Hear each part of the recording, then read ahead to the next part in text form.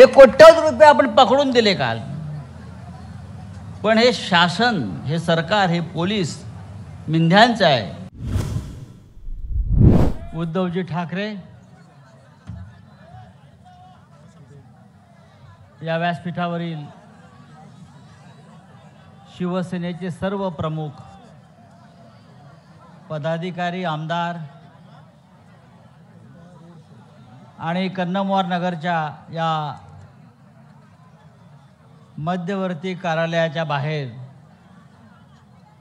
उपस्थित असलेले सर्व शिवसैनिक, आज प्रचाराचा शेवटचा दिवस आहे. संध्याकाळी 5 वाजता प्रचार संपेल आणि या शेवटच्या दिवशी हा जो 5वा टप्पा आहे, तो 5वा टप्पा आपल्यासाठी अत्यंत महत्त्वाचा यासाठी आहे की या 5व्या टप्प्यामध्ये मुंबई, ठाणे, कल्याण, डोंबिवली या भागातल्या आपल्या निवडणुका आहेत. आणि मुंबई म्हटल्यावरती किंवा ठाणे म्हटल्यावर शिवसेना म्हणजे आपण सगळे अधिक ताकदीनं उतरतो, लढतो. आज उद्धवजींनी त्यांचा आजच्या दिवसाची सुरुवात आपल्या भागातून केली आहे.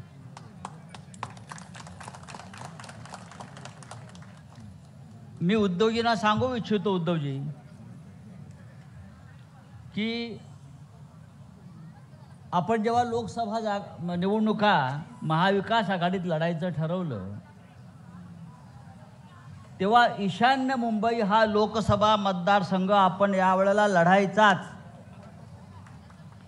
कारण गेल्या अनेक वर्षामध्ये सोडा की आपण ही जागा कधी लढलोच नव्हतं. लोकसभा हा शिवसेनेचा बालेकिल्ला आहे. आमदार, नगरसेवक, शिवसैनिकांची संख्या हे पाहता ही जागा आपणच लढावी आणि ईशान्य मुंबईतून शिवसेनेचा खासदार आपण यावेळेला निवडून पाठवावा असं उद्धवजींनी ठरवलं. आणि त्यानुसार ही जागा आपल्या पदरात पाडून घेण्यासाठी आम्हाला फार मोठा संघर्ष करावा लागला आणि अशा तऱ्हेने ही जागा आपण लढतो आहोत. गेले अनेक दिवस, किमान 40-45 दिवस आपण सगळे इथे प्रचारामध्ये आहोत. शिवसेना ही जागा लढते आहे. शिवसेना, आपली खरी शिवसेना आपण लढतोय हे समजल्यावरच समोर खलास झाले. शिवसेना लढते म्हणजे समोरच्यांचा पराभव नक्की आहे. त्याच्यामुळे सगळ्यात आधी उमेदवार बदलला आणि आता जो उमेदवार आपण समोर ठेवलेला आहे, बदललेला उमेदवार भारतीय जनता पक्षाचा कमळाबाईंचा, तो आपल्या समोर अजिबात टिकणार नाही याची मला खात्री आहे. तसं नसतं तर ज्या पद्धतीनं इथं पोलिसांची ताकद वापरली जाते, पैशाचं बळ वापरलं जात आहे. काल संध्याकाळी मुलुंडला आपल्या शिवसैनिकांनी भारतीय जनता पक्षाच्या उमेदवाराकडे मोठ्या संख्येनं पैसे वाटप करताना लाखो कोटी रुपये होते म्हणतात. लाखो कोटी रुपये आपल्या शिवसैनिकांनी धाड घातली. आमच्यावरती ईडीच्या, सीबीआयच्या धाडी पडतात म्हणून आमचे शिवसैनिक त्यांच्यावर धाडी घालतात.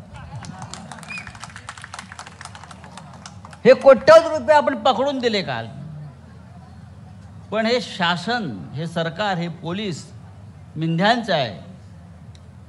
त्याच्यामुळे कारवाई उलट आमच्या शिवसैनिकांवरच झाली. पैसे पकडून दिला, उमेदवार आलेले आहेत. सन्माननीय आपले खासदार संजय दिना पाटील. आणि आश्चर्य असं की आम्ही पैसे पकडून दिले. हे पैसे वाटप करताना यांना मतं विकत घ्यायची होती, तेव्हा त्यांच्या बचावासाठी कोण आले तिथे? तर प्रत्यक्ष या राज्याचे गृहमंत्री देवेंद्र फडणवीस. ही अत्यंत लज्जास्पद आणि निर्लज्ज असा प्रकार आहे. चोरांचं संरक्षण करायला देवेंद्र फडणवीस इथे आले गृहमंत्री. भ्रष्टाचाराचा पैसा आम्ही तुम्हाला पकडून देतोय आणि तुम्ही इथे मुलुंडला काल भ्रष्टाचारांना संरक्षण देण्यासाठी गृहमंत्री पोचतात. याच्यावरून या राज्यामध्ये कोणत्या प्रकारचं हुकुमशाही आणि भ्रष्ट शासन सुरू आहे हे आपल्याला कळेल. हेच देवेंद्र फडणवीस कोविड काळामध्ये पार्ल्यात बेकायदेशीरपणे रेमडेसिवीर नावाचा औषधाचा साठा गुजरातमधून आला होता. तो पकडला, काळा बाजारातला पकडून दिला. तेव्हा हेच देवेंद्र फडणवीस त्या काळा बाजारवाल्यांचं समर्थन करण्यासाठी पार्ल्याच्या पोलीस स्टेशनला पोहोचले होते. काल भ्रष्टाचाराचा काळा पैसा निवडणुकीत वापरला जात होता, तो आम्ही पकडला. तिथे त्यांचं संरक्षण करायला आले. देवेंद्र फडणवीस यांच्या नेतृत्वाखालचं हे सरकार मिंदेच्या नाही. हे अशा प्रकारे भ्रष्टाचारी, काळा बाजार, गुंड, चोर यांच्या पाठीशी उभं राहिलेलं आहे. पण तुम्ही अशा प्रकारे आमच्यावरती किती जुलूम करा, किती काळा पैसा वापरा, नोटा टाका, आमची ही निष्ठेची नाणी खणखणीत वाजतायत. तुमच्या काळ्या पैशापुढे ही आमची निष्ठेची नाणी आहेत. ही आज खणखणीत वाजतायत मुंबईमध्ये, महाराष्ट्रामध्ये. ती कमी पडणार नाहीत. आणि शेवटी या ईशान्य मुंबईमध्ये शिवसेनेचे खासदार संजय दिना पाटील हे आपल्या सगळ्यांच्या ताकदीवर आणि बळावर लोकसभेत निवडून जातील याची मला खात्री आहे. उद्धव साहेबांच्या नेतृत्वाखाली आपण एक फार मोठा लढा या महाराष्ट्रात नव्हे देशामध्ये लढतो आहोत. ही लढाई फक्त ईशान्य मुंबईची, महाराष्ट्राची नाही. ही लढाई संपूर्ण देशाची आहे. वर नरेंद्र, खाली देवेंद्र असं जे म्हणतायत, वर मोठा रावण, खाली छोटा रावण, यांना आपल्याला हरवायचं आहे आणि त्यांचा पराभव नक्की आहे. मी रावण आणि रामाची गोष्ट तुम्हाला यासाठी सांगतो आहे की रामायणामध्ये 14 दिवसाचं युद्ध झालं. रामायणाचं युद्ध 14 दिवसाचं झालं. 14वा हा अंतिम दिवस होता युद्धाचा. रावणाकडे प्रचंड संपत्ती, भाड्याने घेतलेले सगळे महाबली वीर, देशोदेशीचे राजे भाड्याने घेतलेले, चोरलेले शस्त्र, अस्त्र, कवच, मायावी, रथावर रावण स्वार झालेला आहे. आणि त्या रावणाशी युद्ध करण्यासाठी जेव्हा राम निघाला चालत, पैदल, त्याच्या पायामध्ये वाहनासुद्धा नव्हता,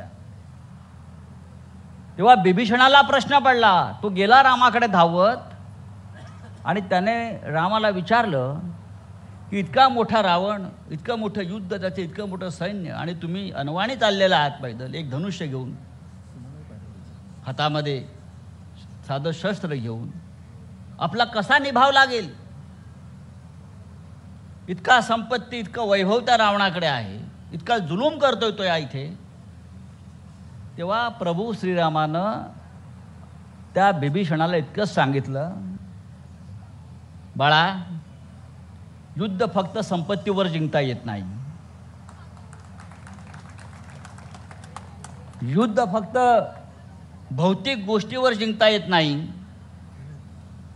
त्याच्याकडे असेल संपत्ती, त्याच्याकडे असेल सैन्य, पण त्या सैन्याकडे आत्मबल आहे का, धैर्य आहे का, शौर्य आहे का, शील आहे का, सत्य आहे का, हे ज्याच्यापाशी आहे तोच हे युद्ध जिंकू शकतो.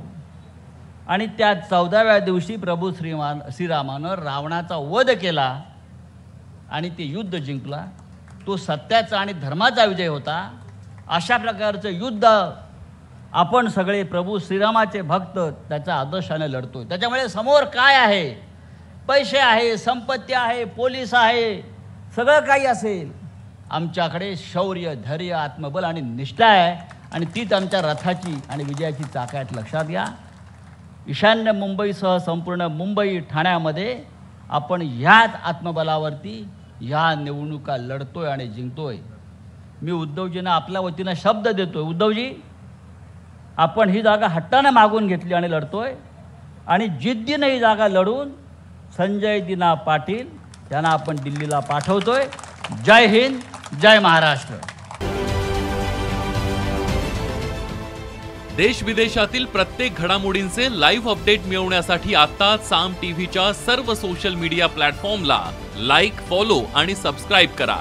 तसंच सर्व नोटिफिकेशनसाठी बेल आयकॉन प्रेस करायला विसरू नका.